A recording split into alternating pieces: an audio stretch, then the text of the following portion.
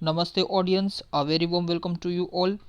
Chapter number 1 થી 9 ધોરણ 6ના એ આપણે જોઈ લીધા છે સામાજિક વિજ્ઞાનના. હવે આપણે જોઈ રહ્યા છે ચેપ્ટર નંબર 10 અને એમાં પણ પાર્ટ 1 જે છે એ આપણે ઓલરેડી ચેનલ પર અપલોડ થઈ ચૂક્યો છે. તો જે લોકોએ ચેનલ ચેપ્ટર નંબર 10નો પાર્ટ 1 જે છે એ હજી નથી વિઝિટ કર્યો, નથી હજી અટેન્ડ કર્યો, તો પેલા પાર્ટ 1 જે છે એ અટેન્ડ કરજો. ત્યારબાદ આજે આપણે જોવા જઈ રહ્યા છે ચેપ્ટર નંબર 10નો પાર્ટ 2. આપણે શું ગઈકાલના લેક્ચરમાં જોઈ ગયા આ પાર્ટ વિશે એનું આપણે ક્વિક રિવિઝન કરીએ. પણ એ પહેલાં જે લોકોએ હજી સુધી ચેનલને સબસ્ક્રાઇબ નથી કરી એ લોકોને પ્લીઝ રિક્વેસ્ટ છે કે ચેનલને સબસ્ક્રાઇબ કરો. અને ખાસ કરીને લેક્ચર્સ જો તમને પસંદ આવે છે તો લેક્ચરને લાઇક કરવાનું રાખો. અને જે લોકો લેક્ચર જોયા બાદ શેર નથી કરતા તો એ લોકો શેર કરવાનું રાખો. અને સૌથી મોસ્ટ ઇમ્પોર્ટન્ટ રિક્વેસ્ટ એ છે કે લેક્ચરને જે છે એ સ્કીપ કરતાં ન જુઓ. જે કોઈ પણ લેક્ચરને અટેન્ડ કરે છે એ સ્કીપ કરતાં ન જુઓ. કેમ કે હું જે વાત કરું છું, હું જે તમને સમજાવવાની કોશિશ કરું છું, તમારા કોન્સેપ્ટ ક્લિયર કરવાની કોશિશ કરું છું, એ તમામ વસ્તુ માત્ર ને માત્ર તમારા સ્ટડી રિલેટેડ જ અહીંયા લેક્ચર આખામાં વાત થાય છે. કોઈ લેક્ચરમાં કોઈ પણ પ્રકારે કોઈ પેઇડ પ્રમોશનની વાત કરેલી હોય અથવા તો અન્ય બીજી ત્રીજી કોઈ વાત કરેલી હોય, કોઈ એડવર્ટાઇઝમેન્ટની વાત કરેલી હોય કે કોઈ જોક કે એવી કોઈ વસ્તુ કરેલી હોય, તો એ કોઈ પણ વસ્તુ આપણા લેક્ચરમાં પોસિબલ નથી અને એ વસ્તુ થતી પણ નથી. એટલે માત્ર ને માત્ર તમારા સ્ટડી પર્પઝની જ વાત થાય છે. એટલે કોઈ પણ વ્યક્તિ જે છે એ લેક્ચર જે છે એને સ્કીપ કરતાં ન જોવે, જેથી કરીને કોઈ પણ કોન્સેપ્ટ છે તમારો છૂટી ન જાય. આજના લેક્ચરમાં પણ ઘણા બધા બેસિક સાયન્સ રિલેટેડ જે બેસિક જે ફિઝિક્સ છે એના રિલેટેડ કોન્સેપ્ટ આવશે. તો કૃપા કરીને લેક્ચર જે છે એને સ્કીપ ન કરો. ચેપ્ટર નંબર 9માં પણ મેં તમને કીધેલું હતું અને એમાં આપણે જેમ કે સૂર્ય જે છે કેવી રીતે પ્રકાશિત થાય છે અને એ બધી વસ્તુ આપણે ડિટેલમાં ત્યાં જોઈ હતી. અને એન્શિયન્ટ ઇન્ડિયાની જો વાત કરું, પ્રાચીન ભારતના લેક્ચર્સની જો વાત કરું, જે ચેપ્ટર નંબર 1થી લઈને 8 સુધીના ચેપ્ટર્સ જે હતા, બરાબર છે, એમાં પણ મેં ઘણી બધી વસ્તુઓ જે છે એ સમજાવવાની કોશિશ કરેલી છે કે જે તમારી ટેક્સ્ટબુકમાં નથી આપેલી. તો જે લોકો લેક્ચરને સ્કીપ કરતાં જોવે છે એ લોકો જે છે એ ઘણી બધી વસ્તુને મિસ કરી જતા હોય છે. અને ખાસ કરીને પછી એવું અનુમાન લગાવે છે કે આ લેક્ચર પણ બોરિંગ છે, બરાબર છે. એટલે લેક્ચરને એક રિક્વેસ્ટ છે કે લેક્ચરને સ્કીપ કરતાં ન જુઓ, આખો લેક્ચર જુઓ, બરાબર છે. અને ખાસ કરીને જે લોકો ચેનલને સબસ્ક્રાઇબ નથી કરતા તો એ લોકોને સબસ્ક્રાઇબ કરવાની એક રિક્વેસ્ટ છે. ત્યારબાદ આપણે આગળ વધીએ કે ભાઈ ચેપ્ટર નંબર 10 છે એના પાર્ટ 1માં જે ગઈકાલ અપલોડ થઈ ચૂક્યો છે. અને હા, બીજી વસ્તુ એ કે ભાઈ આપણા ચેનલમાં તમે વિઝિટ કરો અને એક પ્લેલિસ્ટ પણ મેં બનાવી દીધી છે, ઠીક છે. તો પ્લેલિસ્ટમાં તમામ જે ચેપ્ટર નંબર 1થી લઈને 9 સુધીના અને આજનો જે લેક્ચર અપલોડ થશે, બધા જ ચેપ્ટર નંબર 1થી 10 સુધીના તમામ ચેપ્ટર જે છે એ અપલોડ થઈ ચૂક્યા છે. એની એક પ્લેલિસ્ટ બનાવેલી છે કે ભાઈ ધોરણ 6 સામાજિક વિજ્ઞાન કરીને. ઓકે, તો એમાં તમે વિઝિટ કરજો. એટલે જેથી કરીને તમને શું છે કે કોઈ પણ ચેપ્ટર જે છે એ તમે ન જોયું હોય તો તમે અટેન્ડ કરી શકો સારી રીતે. તો આપણે ગઈકાલના લેક્ચરમાં એટલે કે ચેપ્ટર નંબર 10 પાર્ટ 1માં જે પૃથ્વીના આવરણ છે એમાં આપણે જોઈ ગયા. સૌથી પહેલાં મેં તમને થીમ સમજાવેલી હતી કે ભાઈ આ ચેપ્ટર જે છે કેવા શું માંગે છે. અને બેસિકલી એન્વાયરમેન્ટલ સ્ટડીઝને રિલેટેડ આ ચેપ્ટર છે, પર્યાવરણીય વિજ્ઞાનને રિલેટેડ આ ચેપ્ટર છે.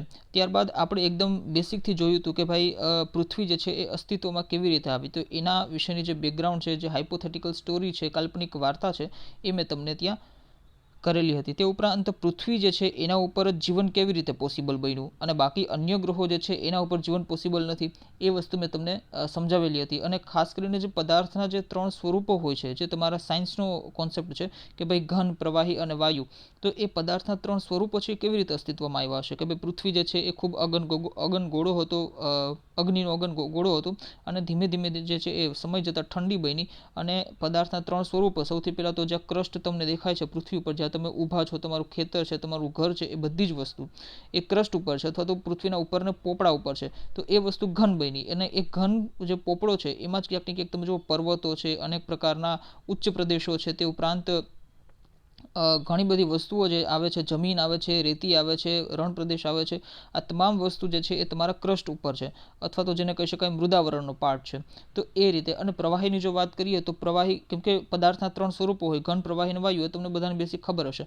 પ્રવાહીની જો વાત કરીએ તો પાણી છે, બરાબર છે, પાણી સ્વરૂપે હોય. તે ઉપરાંત પણ જે છે એ ખનિજ તેલ જે છે એ તમામ વસ્તુ પ્રવાહી છે. તો એ કેવી રીતે અસ્તિત્વમાં આવી હશે, એ બધાની જે બ્રીફ ઇન્ટ્રોડક્શન તરીકે વાત આપણે ગઈકાલે કરી ગયા. અને ખાસ કરીને વાયુ, જે તમારી આસપાસ વાયુ છે અથવા તો જેને કહી શકાય ગેસ છે, ઓક્સિજન હોય, કાર્બન ડાયોક્સાઇડ હોય, નાઇટ્રોજન હોય, હાઇડ્રોજન, હિલિયમ, તમામ વસ્તુઓ જે છે એ કેવી રીતે અસ્તિત્વમાં પછી ધીમે ધીમે આવી હશે, એના વિશેની આપણે ચર્ચા કરી ગયા. તે ઉપરાંત આ બધું જાણ્યા બાદ ઓકે, આ બધું જાણ્યા બાદ મેં તમને એ પણ કીધેલું હતું કે ભાઈ કેવી રીતે તૃણાહારી જે આખી ચેઇન છે, બરાબર છે, કે ભાઈ એકદમ, કેમ કે પેલા અગ્નિનો ગોળો હતો એ ઠંડો પડ્યા બાદ ધીમે ધીમે તમે જુઓ કે વરસાદ પડ્યો એટલે બધું ઠંડુ પડ્યું, અને વરસાદ મહાસાગરના પાણી પણ ભરાણા, અને ત્યારબાદ ધીમે ધીમે ઘાસના અને એ બધા મેદાની પ્રદેશો જે વિકસાવા લાગ્યા, અને મોટા મોટા જે વનસ્પતિઓ જે છે ઉગવા લાગી, અને ખાસ કરીને તૃણાહારી પ્રાણીઓ આવવા લાગ્યા, કેમ કે એનો ખોરાક છે, બરાબર છે. ત્યારબાદ તમે જુઓ માંસાહારી પ્રાણીઓ આવવા લાગ્યા, અને કેવી રીતે આદિમાનવો સુધી મેં તમને વાત કરેલી હતી. તો એ બધી વાત આપણે થઈ ગઈ. ત્યારબાદ આપણે જોયું હતું કે પૃથ્વીના 4 આવરણો હોય. આ આવરણ વિશે પણ મેં તમને ડિટેલમાં ગઈકાલના લેક્ચરમાં સમજાવેલું હતું કે ભાઈ આવરણ શું હોય, બરાબર છે. અને ખાસ કરીને 4 પ્રકારના આવરણોની આપણે વાત કરવાની હોય છે, કે ભાઈ મૃદાવરણ છે, જલાવરણ છે, વાતાવરણ છે અને જીવાવરણ છે. જે તમારી આસપાસ બધું તમે જુઓ છો એ જ આ આવરણ છે. એટલે એક રીતે કહી શકો કે બિલકુલ પ્રેક્ટિકલ ચેપ્ટર છે. આ થિયોરેટિકલ ચેપ્ટર નથી, બરાબર છે, કે તમારે બધું યાદ રાખવું પડે. તમે બધું સમજો જ છો કે ભાઈ મૃદાવરણ એટલે કે ભાઈ લિથોસ્ફિયર, કે ભાઈ માટીનું આવરણ હોય, બરાબર છે, પૃથ્વીનો ઉપરનો સપાટી. આ વસ્તુ તમારી ટેક્સ્ટબુકમાં પણ નથી આપેલી, એ રીતે મેં તમને ડિટેલમાં ત્યાં સમજાવેલી છે. તો જે લોકોએ મિસ કરેલું છે એ લોકો પહેલાં પાર્ટ 1 જે છે એ જોઈને આવે, અથવા તો આ લેક્ચર જોયા બાદ તમે જોઈ શકો છો. તો ત્યાં મેં તમને પૃથ્વીના અલગ અલગ લેયર્સ વિશે સમજ આપેલી હતી, કે ભાઈ આ રીતે 3 લેયર હોય છે પૃથ્વીના, અને એમાં ખાસ કરીને ઉપરનો જે પાર્ટ છે એને ક્રસ્ટ કહેવાય, નીચે વચ્ચેનો જે પાર્ટ છે એને મેન્ટલ કહેવાય, અને જે સાવ સેન્ટરનો જે પાર્ટ છે કે જ્યાં ખૂબ પુષ્કળ માત્રામાં ગરમી છે, તો એને આપણે શું કહેતા હતા, તો કે ભાઈ કોર કહેવાય. કોર પણ 2 પ્રકારના હોય, આઉટર અને ઇનર કોર. તો એ બધી વસ્તુ લિથોસ્ફિયરને રિલેટેડ હતી, એટલે મેં તમને ત્યાં સમજાવેલી હતી. અને ખાસ કરીને તમારી ટેક્સ્ટબુકમાં પણ આપેલું છે એ બધી વસ્તુ. જે તમારી ટેક્સ્ટબુકમાં આપેલી છે એ બધી વસ્તુ એકદમ જેને કહીશ કે કોન્સેપ્ચ્યુઅલ બેઝ ઉપર નથી આપેલી, એ ઇન્ફોર્મેશનના બેઝ ઉપર આપેલી છે. એટલે ઘણી વસ્તુ શું છે કે આપણે ગોખી લેતા હોય છે, પણ અહીંયા તમને કોન્સેપ્ટ આઈ હોપ કે ક્લિયર થઈ ગયો હશે. ત્યારબાદ મેં તમને વાત કરેલી હતી કે ભાઈ મૃદાવરણ છે, તો એનું જીવાવરણ અને વનસ્પતિ જીવન સાથે કેવી રીતે ગાઢ સંબંધ છે એના વિશેની પણ આપણે વાત કરેલી હતી. અને ખાસ કરીને જલાવરણની જો વાત કરીએ, કે જે ભાઈ બીજું આવરણ છે પૃથ્વીના 4 આવરણોમાંનું બીજું આવરણ, એટલે કે ભાઈ જલાવરણ. તો જલાવરણ વિશે પણ મેં તમને અહીંયા વાત કરેલી હતી, કે ભાઈ જલાવરણ એટલે કે વોટર બોડી, બરાબર છે, પાણીનું જે કહી શકાય, બરાબર છે. તો પાણીનું આવરણ, તો એ વિશે પણ મેં તમને વાત કરેલી હતી. એનો વિસ્તાર ક્યાં સુધી છે, મૃદાવરણનો વિસ્તાર ક્યાં સુધી છે એ પણ મેં તમને કીધું હતું. એનું બંધારણ કેવું હોય એ પણ મેં તમને કીધું હતું. અને જલાવરણનો વિસ્તાર જે છે એ ક્યાં સુધી છે, એનો વિસ્તાર, અને ત્યારબાદ એ શેનું બનેલું છે, બધી વસ્તુ આપણે ત્યાં વાત થઈ ગઈ હતી. તે ઉપરાંત જલાવરણની જો વાત કરીએ તો જલાવરણ જે છે એ 71% પૃથ્વીનો જે ભાગ છે પાણીએ રોકેલો છે, અને બાકીનો 29% જે હિસ્સો છે એ ખંડોએ રોકેલો છે, અથવા તો કન્ટિનેન્ટ જેને કહી શકાય, જે ઘન પદાર્થ કહી શકાય, એને રોકેલો છે.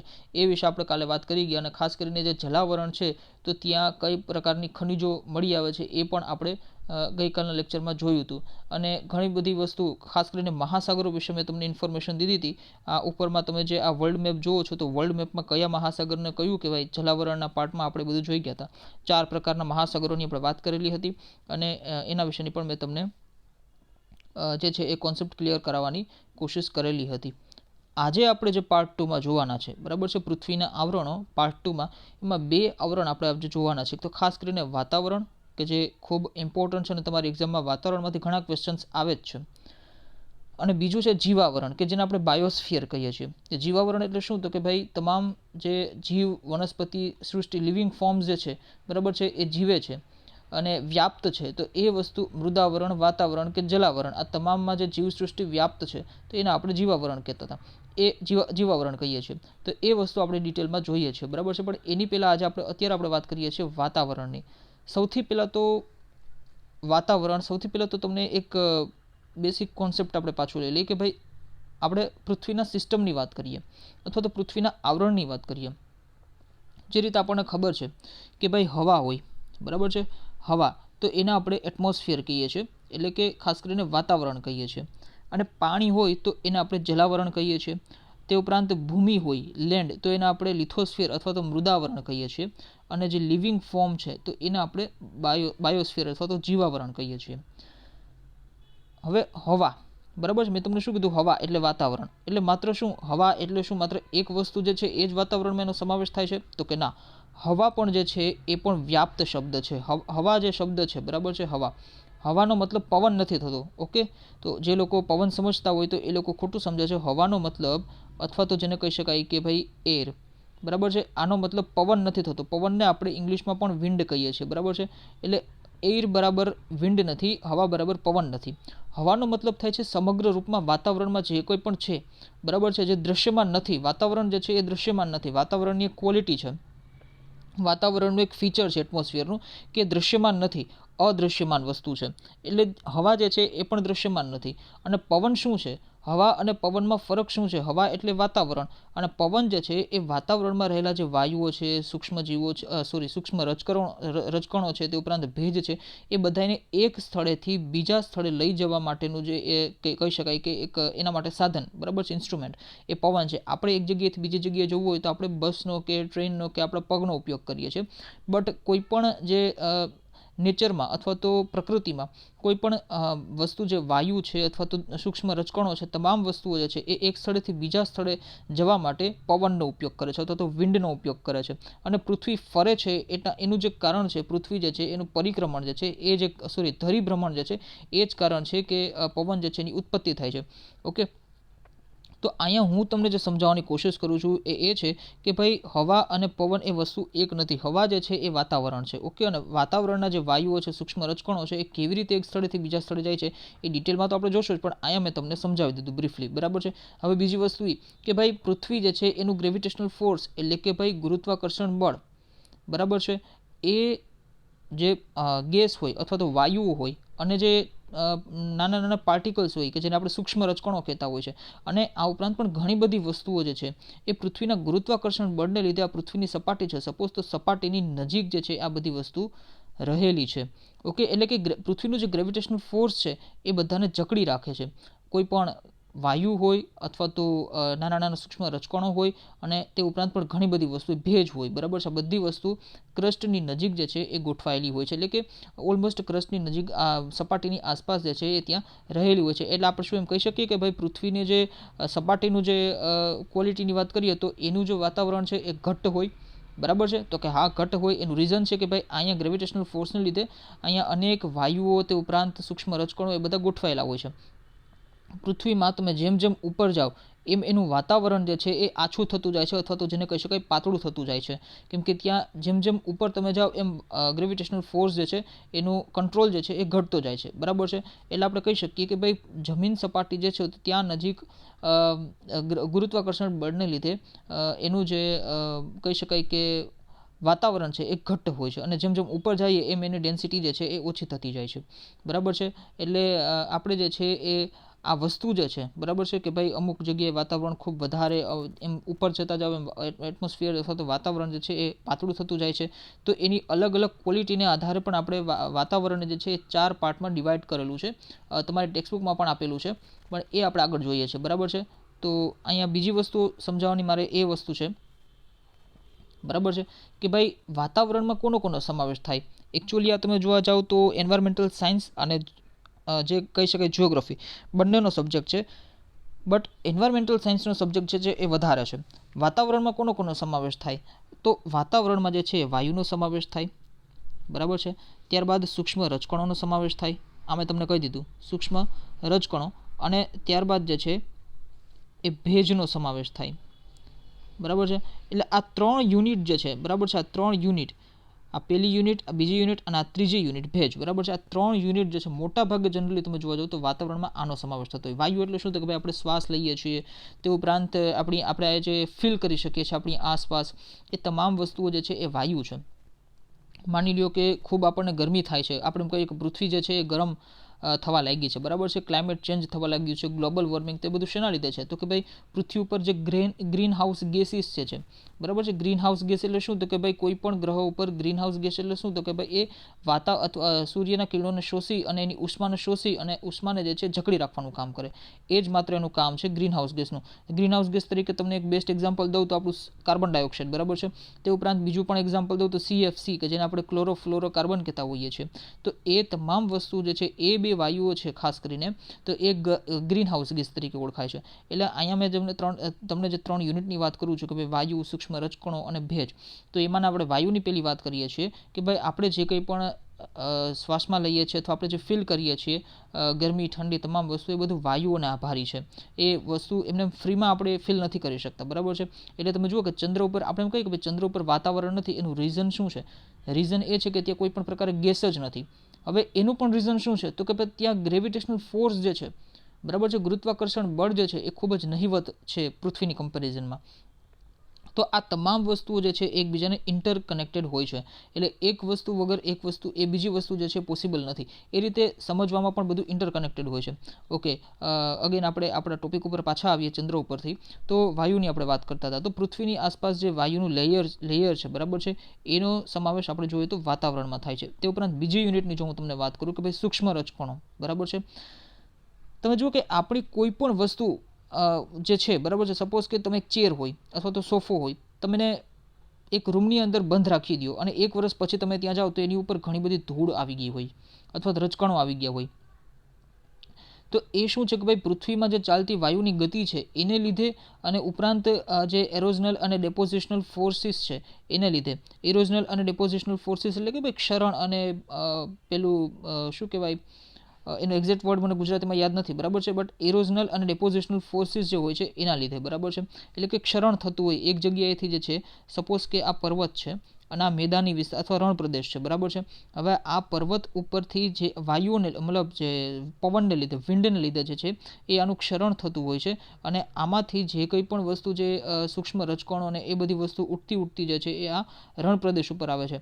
ઓકે, અથવા તો કોઈ પણ બીજી અન્ય જગ્યાએ પણ જાય છે. તો આપણે જે છે એ તમે મેં ચેરની વાત કરી, બરાબર, સોફાની વાત કરી, તો ત્યાં ઉપર ધૂળ જામી જાય છે. એ ધૂળનું રીઝન શું છે તો કે ભાઈ પૃથ્વીમાં જે વાયુની જે ગતિ ચાલે છે એના લીધે જે છે એ ત્યાં ધૂળ જામી જાય છે, બરાબર છે. આ બધું આપણે જે છે એ હાયર સ્ટડીઝમાં જે છે ડિટેલમાં સમજવાનું જ છે, બરાબર છે, કે ભાઈ ક્ષરણ શું છે ને એ બધી વસ્તુઓ. અને ખાસ કરીને અહીંયા સૂક્ષ્મ રજકણોની જો વાત કરું તો એ પણ એક પ્રકારે વાતાવરણનો જ એક ભાગ છે, બરાબર છે. જે રીતે વાયુઓ વાતાવરણનો ભાગ છે એ રીતે સૂક્ષ્મ રજકણો જે છે એ પણ વાતાવરણનો જ એક ભાગ છે. તે ઉપરાંત ત્રીજી યુનિટની જો આપણે વાત કરીએ, ત્રીજી યુનિટ એટલે કે ભાઈ ભેજ. ઓકે, ભેજની જો વાત કરીએ તો તમે જુઓ કે વરસાદ થાય છે, એટલે કે વાતાવરણનું જે ભેજ છે એનું સંગઠન થાય છે અને ખાસ કરીને તમે જોવા જાઓ કે ઘનીભવન થાય છે, બરાબર છે, એટલે કન્ડેન્સેશન જે થાય છે, બરાબર છે. તો એનાથી વાદળ જે છે, બરાબર છે, વાદળ બને છે આ કન્ડેન્સેશનથી અને વરસાદ આવે છે. લાસ્ટ લેક્ચરમાં પણ મેં તમને આઈડિયા દીધો હતો કે ભાઈ વાદળ કેવી રીતે બને, તો ભાઈ વિષુવવૃત્ત હોય તો વિષુવવૃત્ત ઉપર ગરમી વધારે હોય અને કેમ કે વાદળ બને કેવી રીતે તો કે ભાઈ સમુદ્રનું પાણી ગરમ થાય છે, એની વરાળ ઉપર બને છે, વરાળ જે છે એ ઉપર જાય છે. ઓકે, આનાથી બીજી વસ્તુ એ પણ તમે યાદ રાખજો કે કોઈ પણ ગરમ વસ્તુ જે હોય, રાઈટ, કોઈ પણ જે ગરમ વસ્તુ હોય એ હંમેશા ઉપર જશે અને એ મતલબ જેને કહી શકાય કે સ્પ્રેડ થશે. ગરમ વસ્તુ જે હશે એ ઉપર જઈને સ્પ્રેડ થશે, જ્યારે ઠંડી વસ્તુ જે હશે એ સંકોચન પામશે, રાઈટ. ઠંડી વસ્તુ જે હોય સંકોચન પામે. ધ્રુવ પ્રદેશ ઉપર તમે જુઓ કે સંકોચન પામેલી મતલબ વસ્તુ, કેમ કે બરફનું આવરણ લેયર્સ હોય છે અને ખૂબ ગરમ વિસ્તારમાં તમે જાઓ તો ત્યાં બધું જે છે એ બધું સ્પ્રેડ થતું હોય છે, બરાબર છે. તો એ વસ્તુ એટલે વાદળ પણ જે છે એ આવી જ રીતે બને છે. એટલે એનો મતલબ કે વાતાવરણમાં ભેજ તો છે અને ભેજ જે છે એ કામ પણ કરે છે. એટલે 3 યુનિટની મેં તમને વાત કરેલી વાતાવરણના, કે ભાઈ વાયુ હોય, તે ઉપરાંત સૂક્ષ્મ રજકણો હોય અને ભેજ હોય. ઓકે, અને આ જે 3 યુનિટ છે એનું જ ક્યાંક ને ક્યાંક તમે જુઓ કે વાતાવરણ બને છે. અને આપણે જો આગળ વાત કરીએ કે ભાઈ ભેજ વિશે, તો ભેજનું જે છે આપણે હાયર સ્ટડી ક્લાઇમેટ નામનું એક ચેપ્ટર આવશે તમને, ચેપ્ટર આઈ થિંક સ્ટાન્ડર્ડ 9માં, બરાબર છે, 9મા ધોરણમાં સામાજિક વિજ્ઞાનમાં ક્લાઇમેટ એટલે કે આબોહવા નામનું ચેપ્ટર આવશે. એમાં આપણે ભેજ વિશે ડિટેલમાં જોશું કે ભાઈ વાતાવરણમાંનો ભેજ છે એ કેવી રીતે કામ આવે છે. પણ અહીંયા તમને આ ટોપિક સમજવાની સમજૂતી માટે મેં તમને આ બધું વસ્તુને સમજાવેલું. તે ઉપરાંત વાતાવરણના જો સ્વરૂપની આપણે વાત કરીએ કે ભાઈ વાતાવરણનું સ્વરૂપ કેવું છે, તો ઘણા બધા ફીચર્સ હોય કે ભાઈ આપણે બધું બેસિક વસ્તુ આપણને બધી ખબર જ છે, કેમ કે આપણે લોઅર સ્ટાન્ડર્ડથી આપણે બધી વસ્તુ ભણતા હોઈએ છીએ કે ભાઈ વાતાવરણ છે રંગવિહીન, ગંધવિહીન અને સ્વાદવિહીન હોય છે. ઓકે, હવે રીઝન છે કોઈ પણ વાયુ છે એને તમે કોઈ મતલબ ફીલ કરી શકો, એને તમે ટેસ્ટ ન કરી શકો, તમે એને જોઈ પણ નથી શકતા કેમ કે દૃશ્યમાન નથી, બરાબર છે. ઘન વસ્તુ જે છે એ દૃશ્યમાન છે પણ વાયુ વસ્તુ જે છે એ દૃશ્યમાન નથી, ઇઝીલી તમે એને જોઈ ન શકો, બરાબર છે. અને બીજી વસ્તુ એ કે ભાઈ એનું કોઈ સ્મેલ પણ નથી, બરાબર છે. સ્મેલ કેવી રીતે જનરેટ થતી હોય છે તો કે કોઈ પણ વાયુમાં એવી રીતે કોઈ સ્મેલ ના હોય, ઓકે, પણ એની સાથે કોઈ પણ વસ્તુ એડ ઓન થાય છે તો એનાથી સ્મેલ જે છે એ જનરેટ થાય છે. તો એ રીતે સમજવાની જે છે કોશિશ કરવાની છે. તે ઉપરાંત તમે જો જેમ જેમ ઉપર જાઓ છો વાતાવરણમાં, વાતાવરણના સ્વરૂપની વાત કરીએ, જેમ જેમ તમે ઉપર જાઓ છો બરાબર છે, એમ એમ વાતાવરણ જે છે એ પતલું થતું જાય છે પૃથ્વીમાં. એટલે તમે કહી શકો, પહેલાં જ આપણે વાત કરી કે ભાઈ સપાટી આગળનું જે વાતાવરણ છે એ ખૂબ જ ઘટ્ટ હોય, ડેન્સ હોય, ડેન્સિટી વધારે હોય.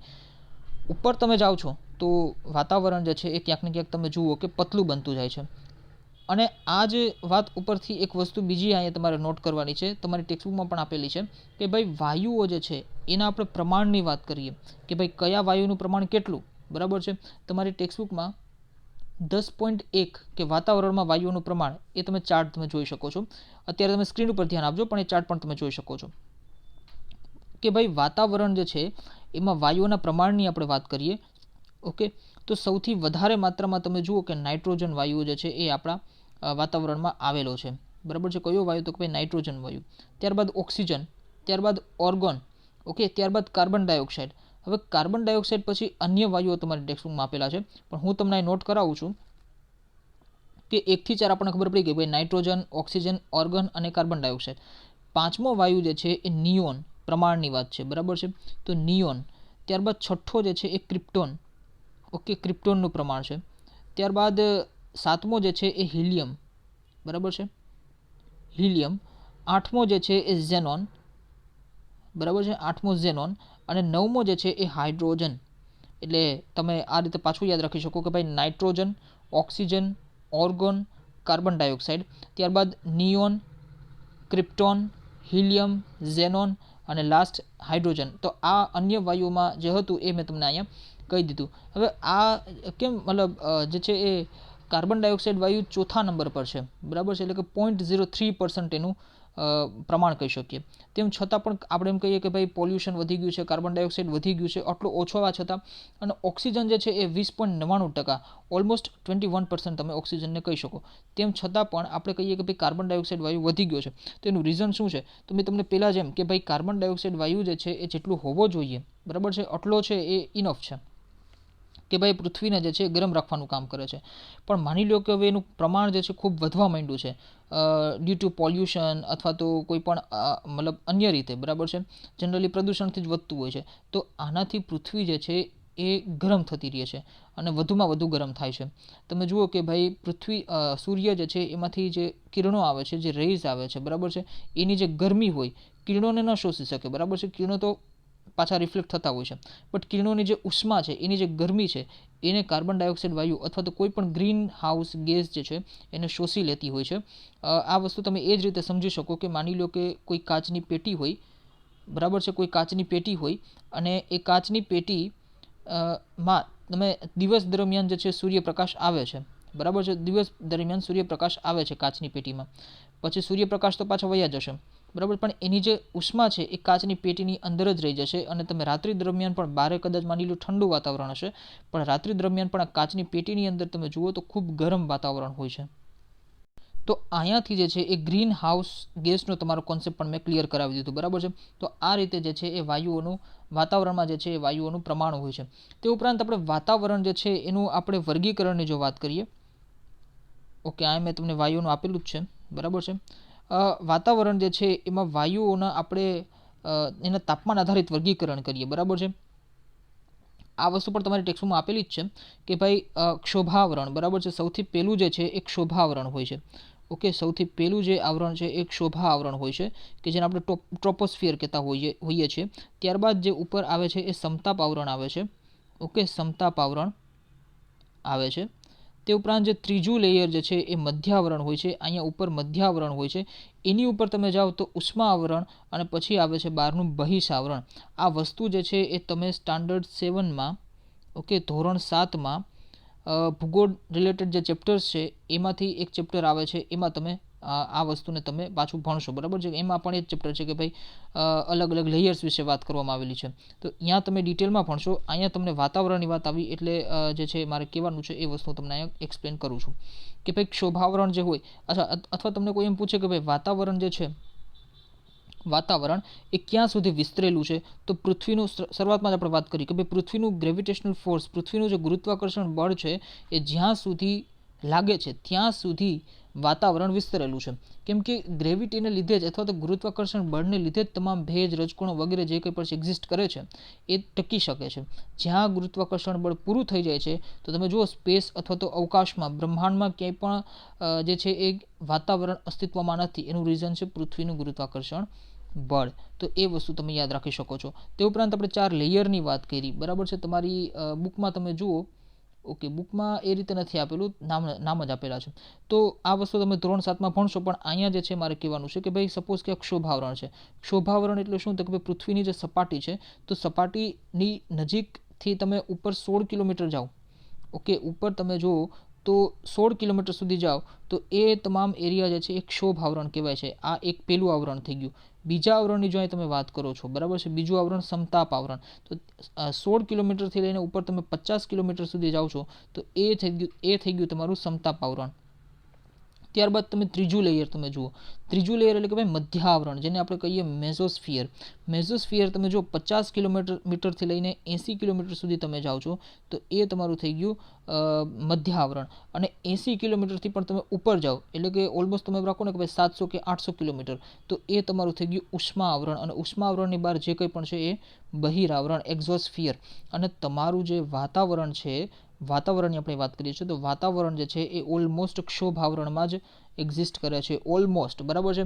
એટલે તમે એમ કહી શકો. અને એમાં પણ કિલોમીટર વાઇઝ જો આપણે જોઈએ તો તમે કહી શકો કે 32 કિલોમીટર જો છે, બરાબર છે, 32 કિલોમીટર જે છે ત્યાં સુધીમાં 99% તમારું વાતાવરણ જે છે એ હોય છે. 32 કિલોમીટરની ઉપર માત્ર ને માત્ર 1% જેટલું વાતાવરણ હોય છે. મતલબ 99% વાતાવરણ 32 કિલોમીટર સુધી જ પૂરું થઈ જાય છે.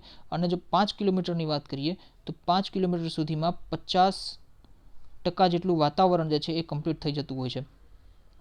એટલે જ આપણે જુઓ કે કોઈ પણ ઊંચા હિલ સ્ટેશન પર જઈએ અથવા તો એવરેસ્ટ પર જઈએ અથવા તો એ રીતે ઊંચી જગ્યા પર જઈએ તો આપણને જે છે એ ઓક્સિજન સિલિન્ડર જે છે એની જરૂર પડે છે. એનું રીઝન જ એ છે કે ભાઈ જેમ જેમ તમે ઉપર જાઓ, બરાબર છે, 1 કિલોમીટર જાઓ, 2 કિલોમીટર જાઓ, 3 કિલોમીટર જાઓ, અને 5 કિલોમીટર સુધીમાં તો 50% વાયુઓ હોય, મતલબ ઓલમોસ્ટ એક્ઝિસ્ટ નથી કરતા. ઓકે, 5 કિલોમીટરની નીચે જ જે છે એ 50% જેટલું વાતાવરણ જે છે એ એક્ઝિસ્ટ કરે છે. તો એ રીતે તમે જુઓ કે ભાઈ ઉપર તમે જેમ જેમ જાઓ તેમ વાતાવરણ ખૂબ જ પતલું અને નબળું થતું જાય છે.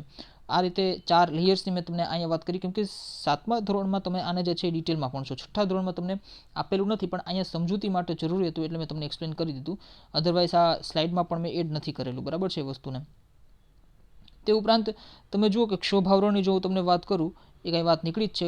ક્ષોભ આવરણની જો તમને વાત કરું તો ક્ષોભ આવરણ ધ્રુવ પર જે છે, ધ્રુવ પ્રદેશો ઉપર 8 કિલોમીટર જેટલું વિસ્તરેલું હોય. મેં તમને કીધું એમ કે ભાઈ ઠંડી જ્યાં, મતલબ ઠંડક વધારે હોય અથવા તો ઠંડી વસ્તુ જે વધારે હોય તો ત્યાં સંકોચાઈ જાય, હવા અથવા વાયુ અથવા કોઈ પણ વસ્તુ સંકોચાઈ જાય. અને જ્યાં ગરમ પ્રદેશ છે તો ત્યાં જે છે એ બધું વિસ્તરતું હોય અથવા તો સ્પ્રેડ થતું હોય.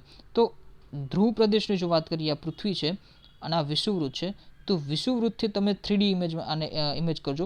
તો વિષુવવૃત્તથી તમે ઉપર જાઓ તો 16 કિલોમીટર સુધી જે છે એ ક્ષોભ આવરણ જે છે એ હોય છે. પણ ધ્રુવ પ્રદેશમાં તમે જાઓ તો એ માત્ર 8 કિલોમીટર જેટલું જ વિસ્તરેલું હોય છે વાતાવરણ, જે છે એ ક્ષોભ આવરણની વાત કરવામાં આવેલી છે, બરાબર છે.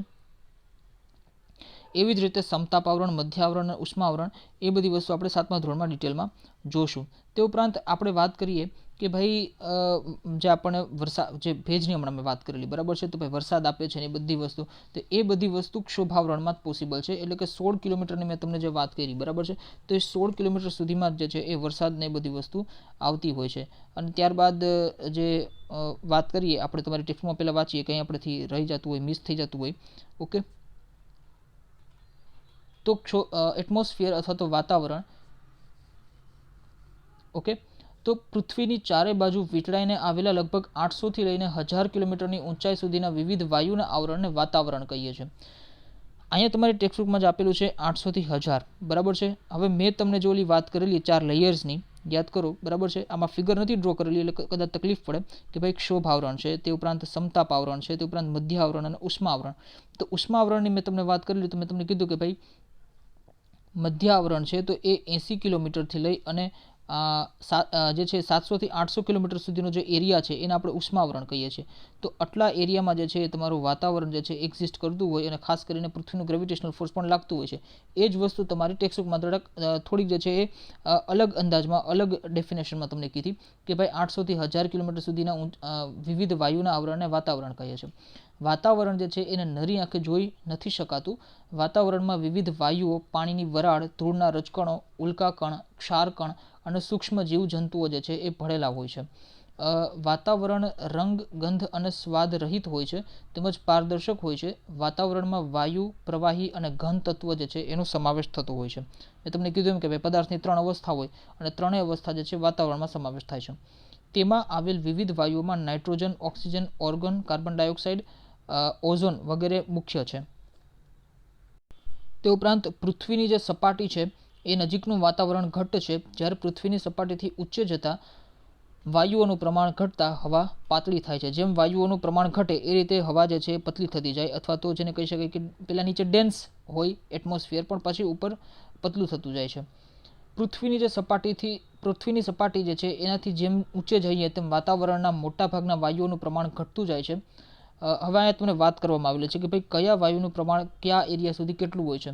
તો કાર્બન ડાયોક્સાઇડ વાયુ ભારે હોવાથી હવાના નીચલા સ્તરમાં તે વધારે પ્રમાણમાં હોય છે અને ઉપર જતાં જે છે એ કાર્બન ડાયોક્સાઇડ વાયુ એ ઓછો થતો જાય છે.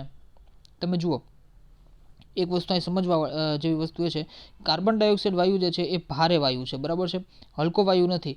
હવે એ ભારે છે એના લીધે જ જે પૃથ્વી જે છે એ ગરમ રહી શકે છે. એનું રીઝન છે કે કાર્બન ડાયોક્સાઇડ વાયુ સૂર્યની ઉષ્માને લઈ અને એને જે છે એ પૃથ્વી ઉપર જ રહેવા દે છે. એટલે પૃથ્વી જે છે એ ખૂબ ઠંડી નથી થઈ જતી, થોડી ગરમ રહે છે, બરાબર છે, હલકી ગરમ રહે છે, કે જેનાથી માનવ જે છે એ માનવ અને તમામ લિવિંગ ફોર્મ છે જે એક્ઝિસ્ટ કરી શકે. હવે આ સપાટી છે, માની લો કે અહીંયા કાર્બન ડાયોક્સાઇડ ન હોતા અહીંયા ઉપર ક્યાંક કાર્બન ડાયોક્સાઇડ હોત તો આપણને ફાયદો થાત? તો કે ના, ન થાત ફાયદો. એના કારણે તમે આ વસ્તુ યાદ રાખી શકો કે કાર્બન ડાયોક્સાઇડનું પ્રમાણ જે છે એ નીચલા સ્તરમાં છે વધારે પ્રમાણમાં, અને જેમ ઉપર જાવ એમ એનું સ્તર જે છે એ ઓછું થતું જાય છે. અને આપેલું છે કે ભાઈ 20 કિલોમીટરની ઊંચાઈ પછી કાર્બન ડાયોક્સાઇડ 20 કિલોમીટરની ઊંચાઈ પછી એની હાજરી જે છે એ ઓછી થતી જણાય છે. તે ઉપરાંત ઓક્સિજનના લેવલની વાત કરીએ તો ઓક્સિજન પણ આશરે 110 કિલોમીટરની ઊંચાઈ પછી, અને નાઇટ્રોજનની વાત કરીએ તો એ પણ 130 કિલોમીટરની ઊંચાઈ પછી એની હાજરી ઓછી થતી જણાય છે. ખૂબ ઊંચાઈ ઉપર તમે જો વાત કરો તો હાઇડ્રોજન અને હિલિયમ જેવા જે હલકા વાયુઓ છે, બરાબર છે, એ જ ત્યાં મતલબ એનું જે પ્રમાણ જે છે થોડું જોવા મળે છે. તે ઉપરાંત વાતાવરણમાં ઓઝોન વાયુનું પ્રમાણ ખૂબ ઓછું છે. ઓકે, આના ઉપરથી હજી એક કોન્સેપ્ટ સમજાવવાનો છે. ઓઝોન આવ્યું એટલે મને યાદ આવ્યું, હમણાં આપણે સમજીએ કે ભાઈ ઓઝોન વાયુનું પ્રમાણ ખૂબ ઓછું છે અને આ વાયુ સૂર્યના જલદ પારજાંબલી કિરણોનું શોષણ કરી પૃથ્વીને સૂર્યની પ્રચંડ ગરમીથી બચાવે છે. ઓકે, પહેલાં આપણે અહીં સમજી લઈએ કે ભાઈ આપણે જે ઓલા 4 આવરણની મેં તમને વાત કરેલી કે ભાઈ નીચે ક્ષોભ આવરણ છે, નીચેનું લેવલ ક્ષોભ આવરણ, ત્યારબાદ આવે છે સમતાપ આવરણ, ત્યારબાદ આવે છે મધ્યાવરણ અને ત્યારબાદ ઉપર આવે છે ઉષ્મા આવરણ. હવે આ ઉષ્મા આવરણની જો આપણે વાત કરીએ, બરાબર છે, ઉપરનું જે લેયર છે ઉષ્મા આવરણ, એની જો આપણે વાત કરીએ એટલે લાસ્ટ લેયર. ઓકે, સપોઝ માની લો જો આ લાસ્ટ લેયર ઉષ્મા આવરણ, બરાબર છે, ઉષ્મા આવરણ, એની જો આપણે વાત કરીએ તો આ આવરણ જે છે એને આયના આવરણ પણ કહેવાય છે. એનું રીઝન શું છે? તો કે સપોઝ અહીંયા બેસિક સાયન્સનો કોન્સેપ્ટ આવે છે. સપોઝ કે એટમ હોય, બરાબર છે, એટમ, તો એ તમે જોવા જાઓ કે ન્યુટ્રલ હોય, બરાબર છે, અણુ જે છે એ તટસ્થ હોય, કોઈ પણ અણુ તટસ્થ હોય. હવે મતલબ તટસ્થ એટલે કહેવાનો મતલબ શું કે ભાઈ પોઝિટિવ ચાર્જ પણ હોય અને નેગેટિવ ચાર્જ પણ એ કેરી કરે છે, અને આ એક અણુ બને છે, બરાબર છે, એટમ બને છે. ધન, ઓકે, ધન અને નેગેટિવ ચાર્જ એટલે નકારાત્મક ચાર્જ, નકારાત્મક, ઓકે, એવું બળ, નકારાત્મક ચાર્જ, ઓકે, ચાર્જ. તો પોઝિટિવ ચાર્જ અને નેગેટિવ ચાર્જ જે છે એ કેરી કરે છે. હવે જ્યારે આપણે અણુ જે છે અથવા એટમ છે એને ગરમ કરીએ તો એનું વિખંડન થશે અને સ્પ્લિટ થઈ જશે. સપોઝ કે પોઝિટિવ છે અને નેગેટિવ છે તો આમાં સ્પ્લિટ થઈ જશે અને આ એક આખું અલગ બનશે, આ અલગ બનશે. હવે આને આપણે આયન કહીએ છીએ. અણુમાંથી જે છે અણુ પોઝિટિવ નેગેટિવ એને આપણે ગરમ કર્યું અને એનું વિખંડન થયું, સ્પ્લિટ થઈ ગયા, પોઝિટિવ આયન બન્યો, નેગેટિવ આયન બન્યો. એ રીતે આ ચાર્જ જે છે સ્પ્લિટ થઈ જાય છે. હવે આ લેયર જે છે, કેમ કે ઉષ્મા આવરણ નામ ઉપરથી જ છે, ઉષ્મા આવરણ એટલે કે ભાઈ ખૂબ ગરમ આવરણ, બરાબર છે. ગરમ આવરણમાં આ રીતે અલગ અલગ આયનો આવેલા હોય છે, કેમ કે અણુનું આયનમાં જે છે વિભાજન થઈ ગયું. હવે આ નેગેટિવ છે, આ પોઝિટિવ છે, એ રીતે. તો હવે આ જે અલગ અલગ જે આયન છે, બરાબર છે, તો એ શું કરશે? તો કે એકબીજાને અટ્રેક્ટ કરશે. એટલે મતલબ કહી શકાય કે જે છે ઇલેક્ટ્રિક ફિલ્ડ જે છે અથવા તો વિદ્યુતમય ફિલ્ડ એ જનરેટ અહીંયા આખા આવરણમાં જે છે જનરેટ હોય છે, એટલે એનું નામ આપી દીધું આપણે આયના આવરણ. આ આયન ઉપરથી જેનું નામ આપી દીધું આયના આવરણ.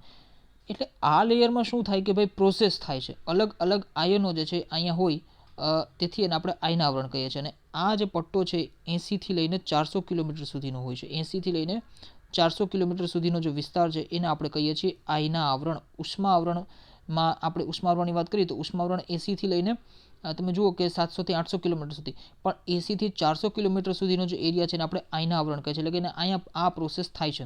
હવે રેડિયો ફ્રીક્વન્સીની આપણે વાત કરીએ, બરાબર છે, રેડિયોના પ્રસારણની જો આપણે વાત કરીએ કેવી રીતે થાય છે, તો તમે જુઓ કે અહીંયા ઇલેક્ટ્રિક ફિલ્ડ મેં તમને સમજાવ્યું કે કેવી રીતે ઇલેક્ટ્રિક ફિલ્ડ ત્યાં જનરેટ થતું હોય છે.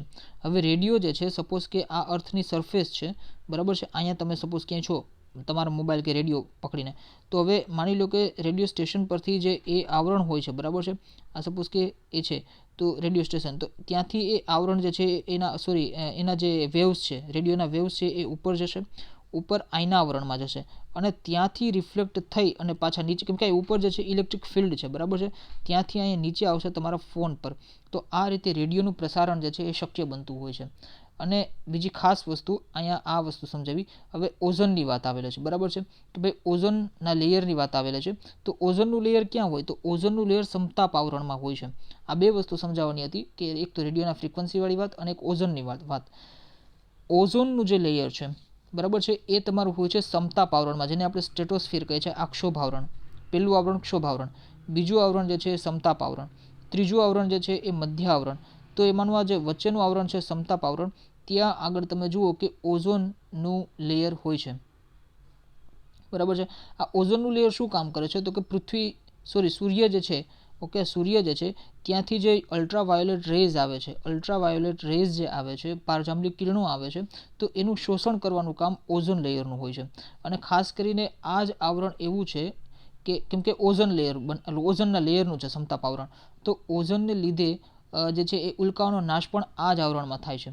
અને ત્રીજી વસ્તુ એ કે ઓઝોન જે છે એ જંતુનાશક તરીકે પણ કામ કરતું હોય છે. એટલે ઓઝોનનું આવરણ જે છે એ ખાસ કરીને તમે જુઓ કે શુદ્ધ આ જે ત્યાંનું ઉપરનું જે આકાશ છે એને શુદ્ધ કરવાનું કામ કરે છે, એટલે કે ખાસ કરીને જંતુનાશક તરીકે કામ કરે છે. એટલે 3 ઓઝોનના કામ થઈ ગયા. અને ઓઝોન જે છે એ ખાસ કરીને તમે યાદ રાખજો સમતાપ આવરણમાં આવેલું છે. ક્યાં આવેલું છે, તો કે ભાઈ સમતાપ આવરણમાં 4 આવરણ હોય, ક્ષોભ આવરણ, સમતાપ આવરણ અને મધ્ય આવરણ અને ઉષ્મા આવરણ. એમાંના આ આવરણમાં એટલે કે સમતાપ આવરણમાં જે છે એ ઓઝોનનું લેયર આવેલું છે. આ વસ્તુ આપણે 7th સ્ટાન્ડર્ડમાં ડિટેલમાં જોશું, પણ અહીંયા આવેલું એટલે મેં તમને સમજાવી દીધું. અને એના કારણે જ ઓઝોન જે છે, અહીંયા ઓઝોનની સ્થિતિ છે એના કારણે તમે જુઓ કે પૃથ્વી જે છે એના ઉપર સપાટી ઉપર, એટલે કે માનવ સુધી જે છે ક્યાંક ને ક્યાંક આ અલ્ટ્રાવાયોલેટ રેઝ અથવા તો પારજાંબલી કિરણો પહોંચી નથી શકતા. અધરવાઇઝ ઘણી બધી આંખોની પણ તકલીફ થાય અને બીજી પણ ઘણી બધી તકલીફ થાય અને માનવોનું જે અસ્તિત્વ છે એ રહી ના શકે. ઓકે, તો વાંચીએ તમારી ટેક્સ્ટબુકમાં કે ભાઈ વાતાવરણમાં ઓઝોન વાયુનું પ્રમાણ ખૂબ ઓછું હોય છે. આ વાયુ સૂર્યના જલદ પારજાંબલી કિરણોનું શોષણ કરી પૃથ્વીને સૂર્યની પ્રચંડ ગરમીથી બચાવે છે. આ વાયુ મુખ્યત્વે વહેલી સવારે ખુલ્લા મેદાનમાં અને સમુદ્ર કિનારાની હવામાં વધારે પ્રમાણમાં જોવા મળે છે. વળી ઓઝોન વાયુ સ્વાસ્થ્યવર્ધક હોવાથી લોકો આવા સ્થળે વહેલી સવારમાં ચાલવા માટે જાય છે. વાતાવરણમાં રહેલા વિવિધ રજકણોને લીધે પૃથ્વી પર સૂર્યપ્રકાશ રેલાતો જોવા મળે છે. તેનાથી એકાએક અંધારું કે અંજવાળું થતું નથી. સૂર્યોદય પહેલાં, ઉષાકાળ અને સૂર્યાસ્ત પછી સંધ્યાના આકાશી રંગો આ રજકણોને આભારી છે. રજકણો દ્વારા પ્રકાશના કિરણોનું પરાવર્તન થાય છે અને આપણને સૂર્યપ્રકાશ મળે છે. તે ઉપરાંત વાતાવરણના માધ્યમથી અવાજ સાંભળી શકાય છે. અવાજ અને પ્રકાશના મોજા વાતાવરણમાં પરાવર્તન પામી પૃથ્વી સપાટી પર પાછા ફરે છે. તેથી જ રેડિયો અને દૂરદર્શનના પ્રસારણ પણ શક્ય બને છે. વાતાવરણ સાથેના ઘર્ષણથી ઉલ્કા જેવા અવકાશી પદાર્થો સળગી ઉઠી નાશ પામે છે અને આમ વાતાવરણ જે છે પૃથ્વી માટે કુદરતી ઢાલની ગરજ સારે છે. એટલે મેં તમને કીધું એમ કે ભાઈ ઉલ્કાની જ્યાં વાત કરી તો જે ઉપરથી માની લો કે ઉલ્કા આવે છે અને વાતાવરણમાં આપણે લાસ્ટ લેક્ચરમાં પણ જોઈ ગયા, બરાબર છે, ઉલ્કા કેવી રીતે આવે અને પાછળ જે છે એ ઘર્ષણને કારણે, પૃથ્વીના ગુરુત્વાકર્ષણ બળને કારણે અગ્નિ જેવું જે છે આપણે પ્રતીત થાય, એટલે આપણે એને કહીએ ખરતો તારો. ઓકે, અને પૃથ્વી પર સપાટી જે છે એના સુધી જનરલી પહોંચી જ નથી શકતો, કેમ કે વચ્ચે જ જે છે અને ખાસ કરીને ઓઝોનનું જે લેયર છે ત્યાં જ જે છે ઉલ્કાનો સંપૂર્ણ રીતે નાશ થઈ જતો હોય છે. પણ તેમ છતાં અમુક ઉલ્કાઓ જે છે એ પહોંચી જતી હોય છે, બટ એ ખૂબ રેર કેસમાં જોવા મળે છે. તો આ રીતે અહીંયા આપણે વાતાવરણની વાત કરી, પૃથ્વીના 4 લેયર્સ અથવા તો 4 આવરણ છે એમાંના વાતાવરણની અહીં આપણે વાત કરી. હવે આપણે વાત કરીએ છીએ જીવાવરણ. ઓકે, જીવાવરણની જો વાત કરીએ, નામ ઉપરથી જ છે કે ભાઈ બાયોસ્ફિયર અથવા તો જીવસૃષ્ટિ જે છે અસ્તિત્વમાં છે એ આવરણની વાત કરવામાં આવેલી છે. એટલે એમાં આપણે પણ બધા આવી ગયા, હું પણ આવી ગયા, તમે પણ આવી ગયા, અને તમામ વનસ્પતિ, પ્રાણી સૃષ્ટિ, તમામ વસ્તુ આવી ગઈ. મૃદાવરણની જો વાત કરીએ, બરાબર છે. મૃદાવરણ એટલે શું? તો કે ભાઈ જમીનનું આવરણ, ભૂમિનું આવરણ, અથવા તો જેને કહી શકાય લિથોસ્ફિયર. તે ઉપરાંત આપણે વાતાવરણ પણ જોઈ ગયા, અને જલાવરણ જે છે અથવા તો પાણીનું આવરણ એ પણ જોઈ ગયા. હવે આ મૃદાવરણ, વાતાવરણ અને જલાવરણ, બરાબર છે, આના જે ભાગમાં જીવસૃષ્ટિ છે, મૃદાવરણમાં જીવસૃષ્ટિ છે તો કે હા છે. આપણે વાત કરી આપણું જે ઘર, ખેતર, તમામ વસ્તુ આપણે જે રહીએ છીએ, પ્રાણીઓ છે, એ બધું મૃદાવરણમાં છે. જલાવરણમાં છે તો કે હા, મેં તમને ત્યાં સમજાવેલું હતું કે ભાઈ મહાસાગરો જે છે એના તળિયે પણ તમે જુઓ તો અનેક પ્રકારની વનસ્પતિ સૃષ્ટિ છે, માછલીઓ છે, તે ઉપરાંત પણ ઘણી બધી વિશાળ જીવસૃષ્ટિ છે. તે ઉપરાંત વાતાવરણમાં છે તો કે હા, વાતાવરણમાં પણ સૂક્ષ્મજીવો વ્યાપ્ત છે જ, બરાબર છે. બેક્ટેરિયાઝ, વાયરસ, કોઈ પણ વસ્તુ હોય એ વાતાવરણમાં જ છે જ. ઓકે, તો કહેવાનો મતલબ એ છે કે આ 3 જે આવરણ છે એના જે ભાગમાં જીવસૃષ્ટિ છે એને આપણે જીવાવરણ કહી દીધું, બરાબર છે, જીવોનું આવરણ. અને સૌર પરિવારમાં પૃથ્વી જ માત્ર એક એવો ગ્રહ છે કે તેમાં જીવાવરણ જોવા મળે છે. અધરવાઇઝ અન્ય કોઈ પણ ગ્રહમાં, આપણે લાસ્ટ ચેપ્ટર નંબર 9માં પણ આપણે જોયું હતું કે ભાઈ અન્ય કોઈ પણ ગ્રહમાં જીવસૃષ્ટિ પોસિબલ નથી. એનું રીઝન પણ એ જ હતું કે ભાઈ ક્યાંક લિથોસ્ફિયરિક લેયર છે, બરાબર છે, મૃદાવરણીય આવરણ છે, બટ તો ત્યાં જલાવરણ નથી, અથવા તો ક્યાંક વાતાવરણ નથી, અને અથવા ક્યાંક વાતાવરણ મંગળ પર ચલો માની લીધું આપણે કે ભાઈ મૃદાવરણ પણ થોડું ઘણું માત્રામાં જોવા મળે છે અને થોડી ઘણી માત્રામાં વાતાવરણ પણ જોવા મળે છે. તો ત્યાં તમે જુઓ કે પાણી અથવા તો જલાવરણ જે છે નથી, અને વાતાવરણ પણ એટલી સારી માત્રામાં નથી. તો અને બીજા અન્ય પણ ગ્રહોની વાત કરીએ તો અમુક ગ્રહો માત્ર જે ગેસ છે, ગેસના બનેલા ગ્રહો છે. જેમ કે ગુરુ ગ્રહ, બાહ્ય ગ્રહો જેટલા પણ છે એમાં મૃદાવરણ નથી, ઓલમોસ્ટ મૃદાવરણ જોવા મળતું નથી. તો આ બધી વસ્તુને જોતા આપણે એમ કહી શકીએ કે ભાઈ પૃથ્વી જે છે એના ઉપર જ માત્ર ને માત્ર જીવાવરણ જે છે પોસિબલ બની શકે છે. અને ક્યાંય પણ એવા સપના જોતા હોય વૈજ્ઞાનિકો અથવા અન્ય કોઈ પણ વ્યક્તિઓ કે ભાઈ બ્રહ્માંડમાં ક્યાંક અન્ય જગ્યાએ જીવન હશે, તો એ વસ્તુ ખૂબ જ નહિવત છે અથવા પોસિબલ નથી. આ 4 આવરણ ઉપરથી જ આપણે સમજી શકીએ છીએ, બરાબર છે. એ વસ્તુ ખૂબ નહિવત મતલબ છે. અલગ સૂર્યમંડળમાં કોઈ અલગ જીવસૃષ્ટિ હોય તો એ વસ્તુ ઠીક છે, પણ આપણા સૂર્યમંડળના અન્ય કોઈ ગ્રહો ઉપર જીવન હોવું, એ જીવાવરણ હોવું, એ થોડુંક વસ્તુ પોસિબલ નથી. તે ઉપરાંત જીવાવરણમાં વિવિધ પ્રકારની જીવસૃષ્ટિનો સમાવેશ થાય છે. આ જીવસૃષ્ટિમાં તમે જુઓ કે માનવ હોય, તે ઉપરાંત વનસ્પતિ હોય, અને અલગ અલગ પ્રાણીઓનો પણ સમાવેશ થતો હોય છે.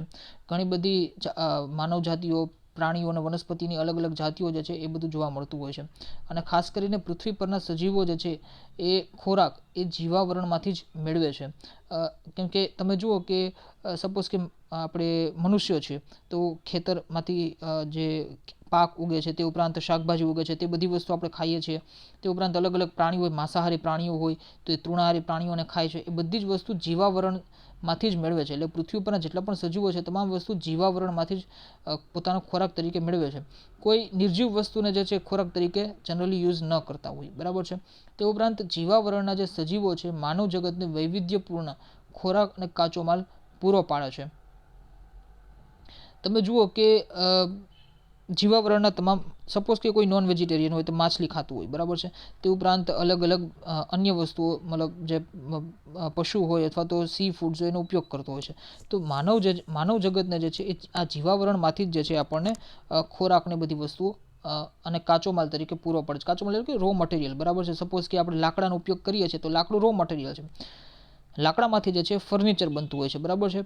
તો આ લાકડું જે છે એ જીવસૃષ્ટિનો જ ભાગ છે. ભાઈ વનસ્પતિમાં પણ જીવન છે, અને આ રો મટીરિયલ તરીકે એનો ઉપયોગ કરતો હોય છે લાકડાનો. તો એ રીતે આમ માનવ જગતના અસ્તિત્વ નિર્વાહનો આધાર જે છે એ જીવાવરણ છે. અને આ રીતે મૃદાવરણ હોય, જલાવરણ હોય, વાતાવરણ હોય, એ તમામ વસ્તુ આ જીવાવરણમાં રહેતા જે સજીવો છે અથવા તો ખાસ કરીને માનવ છે એના માટે ખૂબ જ ઇમ્પોર્ટન્ટ સાબિત થતું હોય છે. તો આ રીતે જે છે અલગ અલગ આવરણોની વાત કર્યા બાદ, પૃથ્વીના અલગ અલગ આવરણોની વાત કર્યા બાદ, હવે આપણે જોઈએ કે ભાઈ માનવ પ્રવૃત્તિ જે છે એની અસર શું છે. તો તમે જુઓ કે જીવાવરણ જે છે મોટે ભાગે સંતુલિત સ્થિતિમાં છે. ઓકે, કેમ કે કોઈ પણ વસ્તુ જે છે એકદમ બેલેન્સ્ડ વેમાં જ ચાલતું હોય. અને ખાસ કરીને જેટલા તમે જુઓ કે તૃણાહારી પ્રાણીઓ હોય તેને માંસાહારી પ્રાણીઓ ખાવાવાળા હોય, માંસાહારી પ્રાણી હોય તો એને કોઈ અન્ય વસ્તુ ખાવાવાળી હોય, બધું બેલેન્સમાં ચાલતું હોય છે. અને એવું ના હોય કે ભાઈ કોઈ પણ એક વસ્તુ વધી ગઈ, મતલબ વનસ્પતિ ખૂબ વધી ગઈ તો એને ખાવાવાળું કોઈ હોય જ નહીં. એ રીતે બધું ચેઇનમાં ચાલતું હોય છે, બધું બેલેન્સમાં ચાલતું હોય છે. પરંતુ માનવીય વિક્ષેપ જ્યારે સંતુલિત તંત્રમાં ખલેલ પહોંચાડે છે ત્યારે ઘણી મુશ્કેલીઓ ઊભી થતી હોય છે. આપણે અત્યારે પણ તમે જોઈએ કે ભાઈ પ્રદૂષણ કરીએ છીએ, બરાબર છે. જે રીતે પહેલાં એકદમ નોર્મલી વસ્તુ બધી ચાલતી હતી તો એ બધું ઓકે હતું, પણ અત્યારે પણ પ્રદૂષણ કરવા લાગ્યા. તે ઉપરાંત ઘણી બધી વસ્તુને ખાસ કરીને પર્યાવરણને જે છે નુકસાન કરવા લાગ્યા. તો આ બધી વસ્તુના લીધે આપણી આસપાસનું જે વાતાવરણ છે, જીવાવરણ છે, એને ખલેલ પહોંચે છે. મૃદાવરણને ખલેલ પહોંચે, જલાવરણને ખલેલ પહોંચે, વાતાવરણને ખલેલ પહોંચે અને અલ્ટિમેટલી જીવાવરણને પણ ખલેલ પહોંચે છે. એટલે તમે જુઓ કે પ્રદૂષણ વધવા લાગ્યું, ઋતુ પરિવર્તન થવા લાગી. તે ઉપરાંત પ્રાણીઓ જે છે એને પણ ધીમે ધીમે નાશ થવા લાગ્યું. ઘણા બધા પ્રાણીઓ તો લુપ્તપ્રાય છે. ખાસ કરીને આપણે સિંહની વાત કરીએ તો સિંહની જેટલી સંખ્યા આખા એશિયા ખંડમાં માત્ર ને માત્ર આપણા ગિરનારમાં જ જે છે, જૂનાગઢમાં જે છે સિંહની સંખ્યા જોવા મળે છે. તો એનું બધાનું રીઝન શું છે કે ભાઈ આટલા મોટા વિસ્તારમાં માત્ર ને માત્ર એક નાનકડા વિસ્તારમાં જ સિંહ જોવા મળે છે. એટલે કેટલું માનવ જે છે એને કેટલું પર્યાવરણનું શોષણ કરેલું હશે એ આના ઉપરથી જે છે જોઈ શકાય છે.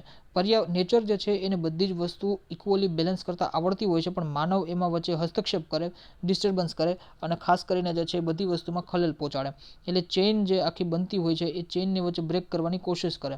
એટલે તમે જુઓ કે પર્યાવરણ જે છે એ અસંતુલિત બની જતું હોય છે. તો આ રીતે તમે જોવા જાઓ કે ભાઈ માનવ અને પર્યાવરણ બંને માટે હાનિકારક છે આ સ્થિતિ, બરાબર છે. એટલે ખાસ કરીને પર્યાવરણનું શોષણ કરીને એક્સપ્લોઇટેશન કરીને કરાતા વિકાસને અથવા ડેવલપમેન્ટને પરિણામે કુદરતી પોષણ કડી જે છે એ જોખમાય છે.